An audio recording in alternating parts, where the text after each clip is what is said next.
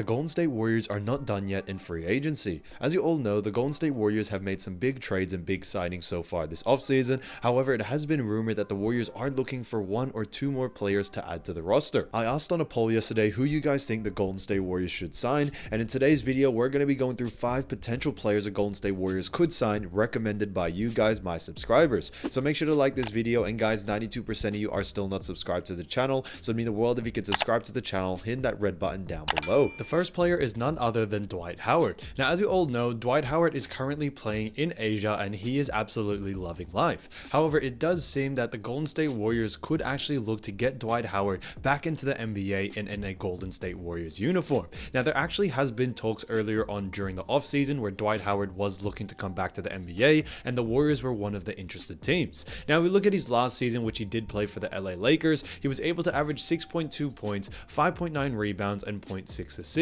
So this was a fantastic job from Dwight Howard, especially due to the fact that he was only getting around 14 minutes per game. Now, I think Howard, even though he is 37 years of age, can still provide a lot for a team. He's still 6'10", 265 pounds, and he could be a great backup center if needed for the Golden State Warriors. People seem to forget that Dwight Howard is an 8-time All-Star, 8-time All-NBA, and a 2020 NBA champion. And I think Dwight Howard can still provide a lot even at the age of 37. What I love about his game is definitely due to the fact that he is more of an inside scorer, but his size at 6'10", 265 pounds definitely plays a huge help. I think that's one of the reasons why he did so well with the LA Lakers, especially when they won the championship in 2020. His size was just too much for anyone to really handle, and I think that's what makes him so special. And I think he can do the same for the Warriors, especially since the Warriors do have a lot of problems when it comes to getting a lot of big and tall players. That's one of the reasons why they did end up signing Dario Saric. As you all know, the last playoff series that they did have,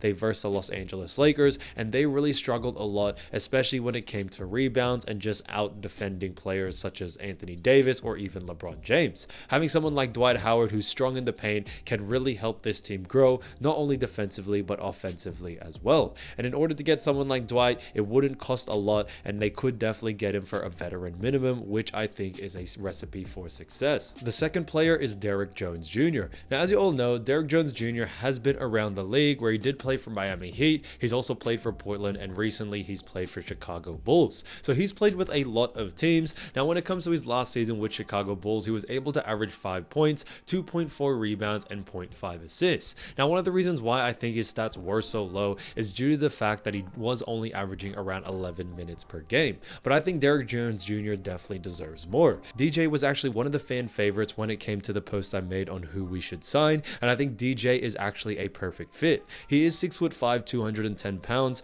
but you guys got to remember, DJ actually jumps out the gym. He is an athletic freak, has the quickness, has the speed, and also is very, very high when it comes to jumping. And I think that's something about DJ's game that makes him, even though at 6'5", can play the small forward and even power forward position. He's still 26 years old as well, which I think is great, so he's still a very young player, and I think under the Warriors' guidance, he can definitely develop into something special. Now, when it comes to DJ as well, he has averaged in the three-point line 33%, which I think is great, but if he did have the guidance of Steph, Clay, now even add Andrew Wiggins, I definitely think he could even become a superstar one day for this Warriors team. And I think it would be great to have someone like DJ who's still young and athletic, especially due to the fact that Andrew Wiggins, although he is, a very athletic freak, as the years go by, Andrew Wiggins will start to tend to move into that post game more and more. So DJ can definitely be that guy off the bench, and I think it would be a great impact for what the Warriors are doing, especially for that second unit.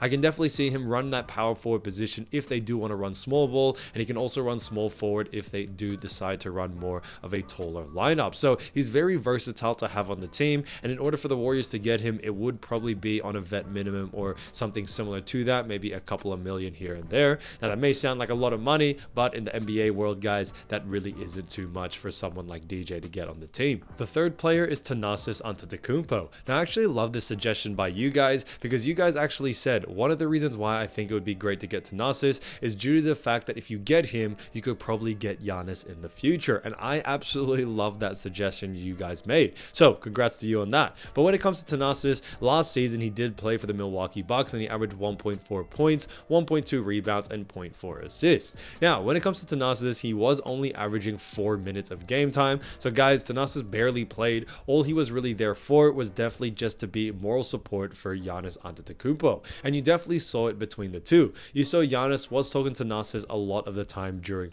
the season and even in the off season due to the fact that they are brothers, and because of that I do believe Giannis does want to have Thanasis in his team because he does just help the team and help him as well. And I think it is really important to actually understand that. Now Thanasis stands at 6'6", 219 pounds, and he is 30 years old. So he's actually the older brother to Giannis. Now when it comes to Thanasis, having him in the team would just be a great moral booster, and a lot of the players in Milwaukee Bucks actually said the same thing. They said yes, Thanasis didn't play any minutes, but he was definitely the rock when it came to really bringing that motivation and that mindset every single day. And he can definitely do that for the Golden State Warriors. On top of that, like we mentioned before, I think if you had Thanasis in the team, Giannis Antetokounmpo wouldn't mind following up, especially if he can't win a championship in the Milwaukee Bucks. As you all know, the Milwaukee Bucks actually got knocked out by the 8th seed Miami Heat, who eventually went on to make it to the finals. However, when it comes to Milwaukee, they definitely had a poor playoff performance. Getting knocked out in the first round, and especially to the 8th seed when they were the 1st seed, was definitely not a good look.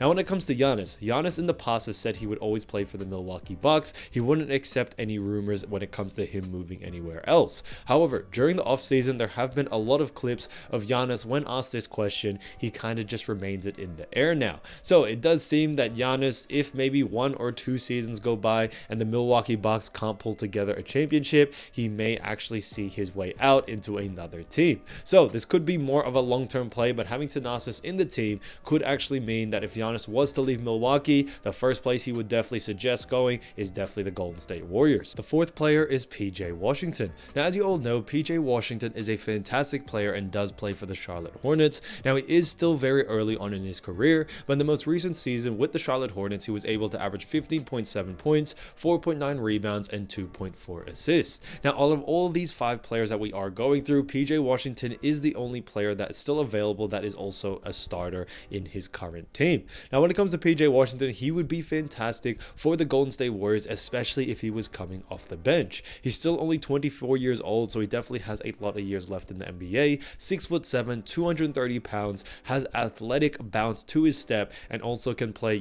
small forward, power forward, and even center at times, especially in today's league. And that's why I think PJ Washington is probably the best fit for this team. However, the biggest caveat when it comes to this pick is due to the fact that PJ Washington is a restricted free agent. So in order for the Golden State Warriors to get him, the Golden State Warriors would have to offer quite a lot, and a lot in a sense where Charlotte Hornets would not be able to match that offer. And that is something that could be very, very difficult. As you all know, the Golden State Warriors definitely have a lot of salaries on them right now. They have Klay Thompson, Steph Curry, Draymond Green, and now even add Chris Paul to that mix. So in order to get PJ Washington in the team, it would be absolutely fantastic. But would it actually be possible? Yes, if the Golden State Warriors are willing to pay that luxury tax. They are already well over the luxury tax, and the fact to add more to that, especially if PJ Washington, his average salary, is around that 10 million plus range, it would definitely be quite a bit of a stretch. But PJ Washington would honestly be fantastic. His current salary was 3 million, but it is rumored to be around 8 to 10, or sometimes even to 7 for this next season, due to the fact that he is such a great player, and he did fantastic for the Charlotte Hornets. He was a 2019-2020 All-Rookie as well, so he's definitely got all the right steps and all the right tools to become a great player. The 5th player is none other than bringing back Juan Toscano Anderson. Now as you all know, JTA has actually become an unrestricted free agent. He did get traded from the LA Lakers to Utah Jazz, and now with the Utah, he actually averaged 3.4 points, 2.9 rebounds, and 1.8 assists. So he was only averaging around 13 minutes of game as well, but when it comes to JTA, having him back in the Golden State Warriors uniform would honestly be fantastic. Yes, even when he did play with the Warriors, he was only averaging around 12 to 13 minutes, but his impact out there was definitely something special. And I do believe when it comes to JTA, his playstyle just really does fit the Golden State Warriors, and I do think he still provided a lot even with the 12-13 minutes he was playing.